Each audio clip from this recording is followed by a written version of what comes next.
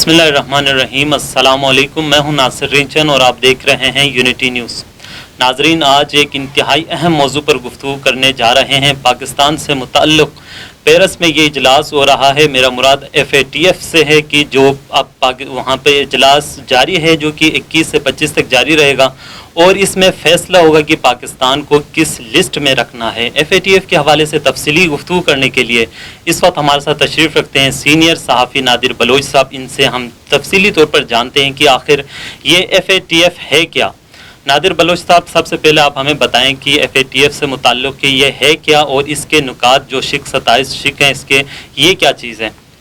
बहुत शुक्रिया नासिर। जैसा कि आपको पता है कि FATF से मुराद फाइनेंशियल एक्शन टास्क फोर्स है। बेसिकली ये आलमी सतह का एक इदारा है, मालियाती इदारा, जो मुल्कों को कंट्रोल करता है, उनके मालियाती निज़ाम को देखता है, उसकी शफाफियत को देखता है कि जो ट्रांजैक्शन हो रही हैं, जो ममालिक के दरमियान जो कहीं टेरर फंडिंग तो नहीं हो रही, कहीं ऐसा काम तो नहीं हो रहा कि जो इलीगल हो। बेसिकली बुनियादी तौर पर और ज़ाहिरी तौर पर तो ये नाम है, लेकिन इसका बुनियादी मकसद कुछ और भी है। और वो मकसद ये है कि इन ममालिक को जो उनके डिपेंडेंट होते हैं या समझें कि वो बेचारे सर्वाइव करते हैं, उनको कंट्रोल करना होता है कि वो दाएँ बाएँ ना निकले। लेकिन जो ताकतवर ममालिक होते हैं उनके बारे में इनके जो मेयारात होते हैं वो डिफरेंट होते हैं। पाकिस्तान का नाम आपको पता है कि काफ़ी अरसे से जो है वो FATF की ग्रे लिस्ट पे मौजूद है। पाकिस्तान ने सरतोड़ कोशिशें की है कि इस लिस्ट से निकल जाए और पाकिस्तान जो है एक जो तलवार लटकी हुई है कि किसी वक्त भी पाकिस्तान का नाम जो है वो ब्लैक लिस्ट में जा सकता है। अगर पाकिस्तान का नाम ब्लैक लिस्ट में जाता है तो लोग अक्सर सवाल करते हैं कि ये ब्लैक लिस्ट है क्या।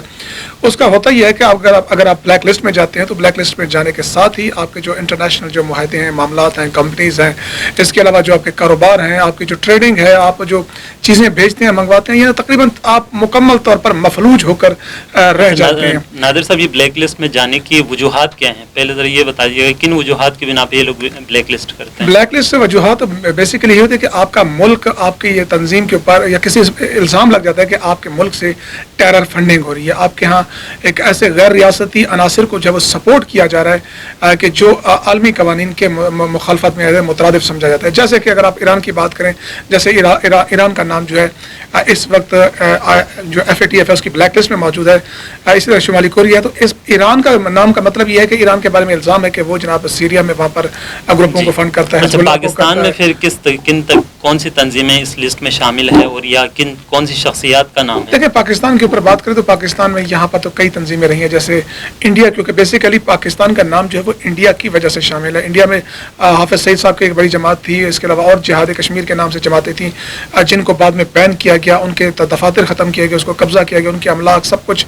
फिर कवानीन भी पाकिस्तान में बनाए गए ताकि वो जो 24 कवानीन है जिनके ऊपर बात की जा रही है पाकिस्तान की कि हमने इतने कवानीन बना लिए, वो बेसिकली यही है कि आपने जो हमारे यहाँ पे स्टेट बैंक है या दीगर इदारे हैं उनके लिए कानून साजी करने के बाद हम ये शो कर रहे हैं कि हमने आपके उस पर जो अमल कर लिए, अब हमारा नाम निकाल दें। इसी तरह एक और तंजीम की बात करें, वो तालिबान या हक्कानी नेटवर्क की बात की जाती है पाकिस्तान के ऊपर। अमूमन अमेरिका और दीगर ममालिक का इल्ज़ाम लगाया जाता है कि आप जो है इनको सपोर्ट करते हैं, जिसकी वजह से अफगानिस्तान का अमन जो है वो कायम नहीं हो पा रहा है। नादिर साहब, अभी आपने कहा कि इंडिया की वजह से तंजीमों को शामिल किया गया, तो अगर इंडिया को अगर हम निकाल दें तो क्या पाकिस्तान में ऐसी तंजीमें नहीं हैं दहशतगर्द या कलअदम की जिनको? देखिए, अगर इस तरह कहे कि नहीं है तो इसका जवाब तो बिल्कुल ही अजीब सा हो जाएगा। तंजीमें यकीनन है, आपने उनको बैन किया है तो आपका बैन करना ये साबित करता है, खुद इस चीज़ की दलील है कि वो कुछ तो ऐसी सरगर्मियाँ थीं जिनकी वजह से आपने उनको बैन किया, हाफिज सईद साहब को अंदर किया, जेल में डाला, या दीगर मामलात उनके जितने भी एसेट्स से उनको जब्त किया। अच्छा, देखें, जो नेशनल एक्शन प्लान में हमने तय किया था कि हमने किसी भी जमात को उसके नाम बदलने के साथ या किसी और नाम से उनको एक्टिविटी की इजाज़त नहीं देंगे। लेकिन उसके बाद हमने देखा कि उसके बावजूद भी जो कलअदम जमातें हैं, जिनमें आप देख लें सिपाह साहब है, तहरीक जाफरी है, ये मुख्तलिफ जमातें मुख्तलिफ नामों के साथ पाकिस्तान में ऑपरेट भी हो रही हैं, काम भी कर रही हैं, किसी न किसी शक्ल में सियासी अंदाज में काम भी बुलानियाँ लगे। इनके ऊपर जो पाबंदी लगी थी वो 2002 में मुशर्रफ दौर में लगी थी। उस वक्त बेसिकली 4 तंजीमें थी, 2 मेन ये तंजीमें थी और 2 सिपाही साहबा हो गई, लश्कर जंगवी हो गई, इसी तरह तहरीक जाफरी और सिपाही मोहम्मद हो गई। इन दोनों को गो के कुछ लोग कहते हैं कि यहाँ पे बैलेंस किया गया, वो एक अलग बहस है कि बैलेंस किया गया या जो भी किया गया, लेकिन स्टेट की तरफ से उनको बैन किया गया था। हालांकि उसके बावजूद आप देखें गिलगित के इलेक्शन हो या कोई और इलेक्शन हो या खुद जंग के इलेक्शन हो, तो ये जमात उसके अफराद इस वक्त भी इनका अकलौता एक रुकन पंजाब असम्बली में मौजूद है। तो बेसिकली असल में मुश्किल ये है कि वो ये कहते हैं कि आप जो हमें लिस्ट पकड़ा रहे हैं कि हमने 24 नुकात पर अमल कर दिए, ये तो है कानून साजी, कानून तो पहले भी मौजूद है। असल बात यह है कि इम्प्लीमेंटेशन कहाँ है, इनको रोकने का तरीका कार कहाँ है, वो चीज़ें नज़र कहाँ आ रही है। और शायद एक वजह से जो तहरीके लब्बैक पाकिस्तान, जिसको सियासी मामलात की वजह से उसको जब ब्लैक लिस्ट भी किया गया, ब्लैक लिस्ट कहीं या प्रोस्क्राइब लिस्ट में शामिल किया गया है, उनके अफराद सैकड़ों की तादाद में जो है वो शेड्यूल 4 में भी डाले गए। आज भी जब हम बात करें उससे कुछ देर पहले लाहौर की एक अदालत में वहाँ पर 12 अफराद आए थे, उनकी जमानतें मुस्तरद हो गई और वहाँ पर 2 अफराद गिरफ्तार हो गए, 10 फरार हो गए। तो ये तमाम सारी चीज़ें मौजूद हैं पाकिस्तान के ऊपर। पाकिस्तान के ऊपर यही इल्ज़ाम है कि आप जब तक ये प्रैक्टिकली कोई शो नहीं करते, अमल नहीं करते, तब तक आपका नाम जो है FATF की लिस्ट से नहीं निकलेगा। बिल्कुल ऐसे ही। अच्छा, वो 27 में से अभी आप कह रहे थे कि 24 पे अमल हो चुका है, तो बाकी 3 शिकें क्या हैं? जी, मैंने 3 आपको बताया कि 3 इम्प्लीमेंटेशन से मुतालिक है। वो जो कवानीन जितने आपने बनाए हैं उनके ऊपर अमल कराना है। आप सिर्फ ये नहीं है कि कानून साजी कर दी तो काफ़ी है कि जी हमारे मुल्क में कोई जो है बैंड ऑर्गेनाइजेशन काम नहीं कर सके, लेकिन कर रही है तो उसको रोकने का रास्ता क्या है आपके पास?